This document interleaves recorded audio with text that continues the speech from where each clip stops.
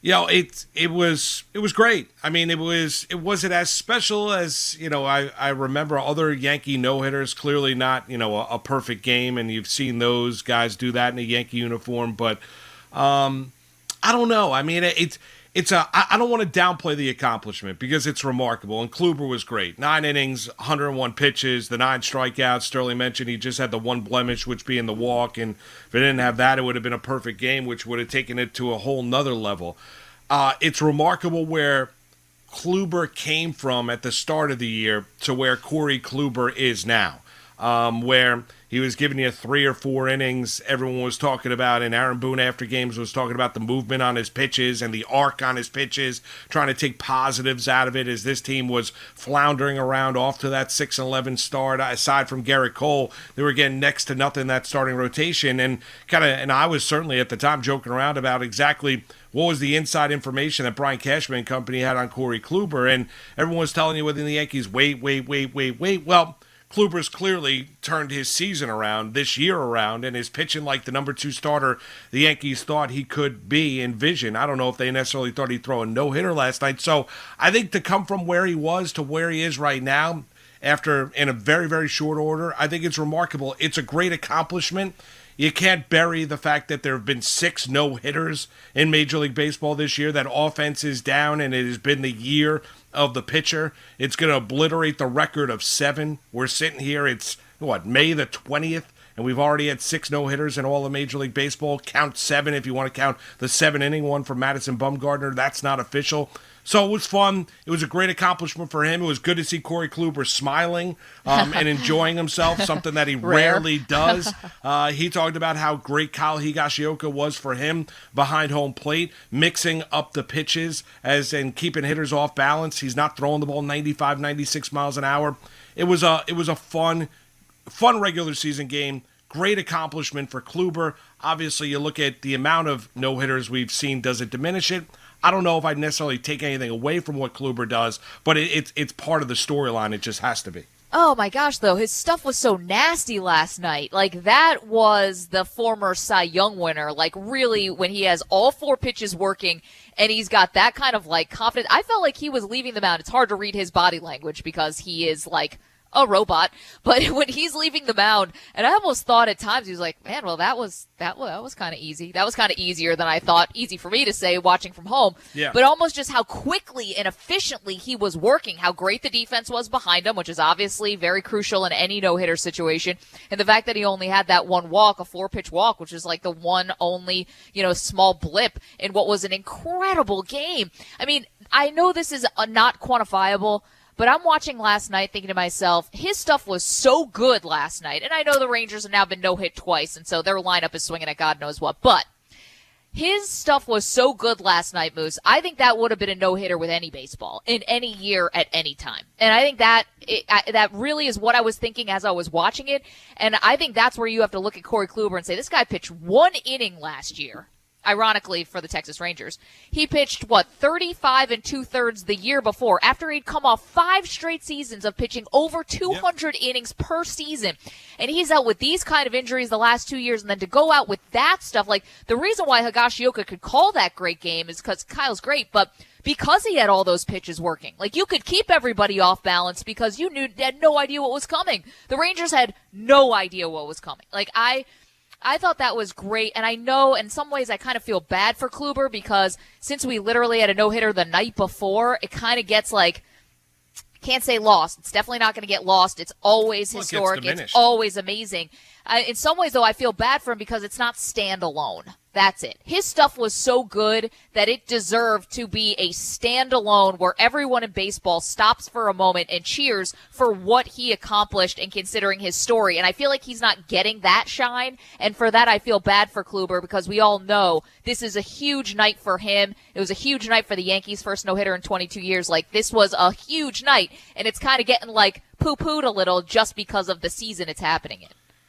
Well, right. And is that right or wrong? I mean, I think it's wrong for Kluber. I could look at any. Well, but I could also look at any pitcher that's thrown a no hitter, Joe Musgrove, this and that, and say any night, given I don't care what the baseball was, they were going to throw a no-hitter that night, right? So Kluber was ridiculous that night, right? So he was great. It's nothing that it has to be part of the story. I think you look at it the way you want to. I think there are people, you react to what social media is. I know social media is a small percentage of the baseball fan that's out there on Twitter, especially after that game does go final, Maggie. But there were people that are saying that, well, this is ridiculous now in Major League Baseball. Everyone's going to go throw a no-hitter. And yeah, it's unfortunate. It's a shame. It takes away because of how much we've seen it, how repetitive it has been here, and how many we've seen up until this stage of the season. It does start to diminish the accomplishment because it's kind of like, oh my God, it used to be appointment TV. I don't care who you were a fan of. So-and-so's got a no-hitter going through 8 innings. You were locked in on that 9th inning. You were cutting in. Well, you know what? That's slowly and surely getting diminished here because you've seen it so many times early on in the season. I mean, Maggie, right now, we joked around last week. Are they going to surpass 14? But odds are you probably are going to see more than 14 no-hitters this year across Major League Baseball. What exactly is going to change? You're not seeing the adjustment from hitters. You're seeing clearly the baseball having a massive impact on the sport right now. Yeah, and I don't want to come on. It was fun to watch. I'm a Yankee fan. It was great. Felt good for him. He mentioned it after the game. Never been a part of one.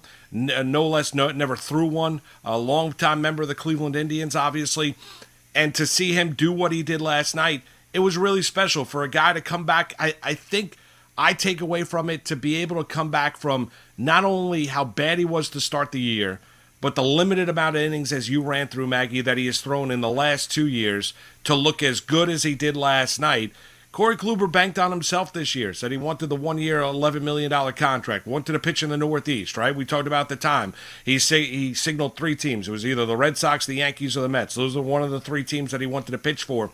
He ends up signing the 1-year deal with the Yankees to kind of prove it deal, to reestablish himself as an upper echelon starter. It didn't go well early, but you know what? It's been really good as of late. And last night, Corey Kluber was ridiculously special with, as you mentioned, Maggie, the ability to throw all 4 pitches for strikes, to keep hitters off balance, and the wicked movement that he had on pitches. Something that David Cohn talked about afterward when he was asked the question, in the Yankee postgame show on Yes Network, and said, is he the number 2 starter, right? Is this going to continue to translate? And he said, if you look at all of his analytics, if you look at his spin rate, if you look at his, downward trajectory on his breaking pitches, you look at everything, it is there where it needs to be for Corey Kluber to be able to dominate, even though he's not throwing with high velocity. So Cohn is a really big analytics guy, and he's telling you, believe in what you're watching right now in Corey Kluber, because it is real and Kluber's back.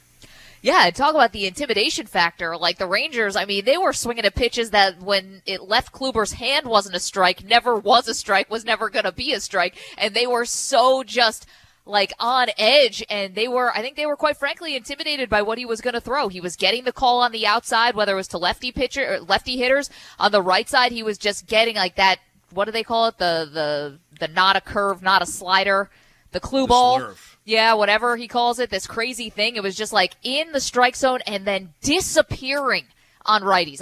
Just disappearing. Yeah. And the other thing I think about this, which, should not get diminished, and Corey Kluber was, again, phenomenal. We cannot say enough great things about how he looked last night on the mound and the results that came with it. I think the entire team really got a lot from this. And it's a historic moment. Guys know that this is so rare.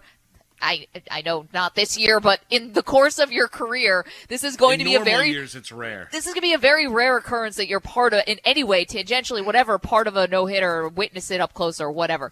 But I also think that everyone felt a part of this one because Kluber did have the 9 strikeouts and he was really good. But the last 7 hitters that he faced, all those hitters did make contact.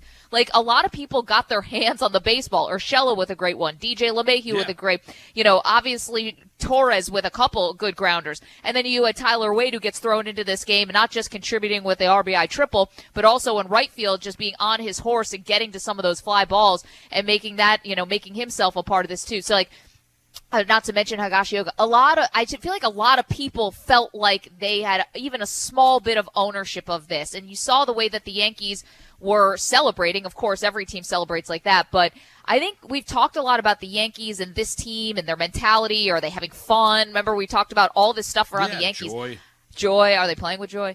I think everyone felt it, and Kluber even mentioned it after the game, like, I was as happy for my teammates as I was for myself because I could see how much it meant to them. Like, that's amazing. That's an amazing thing to say, to think, to have happen to a team still relatively early on in the season. Like, I think that was just a big night for the Yankees in general.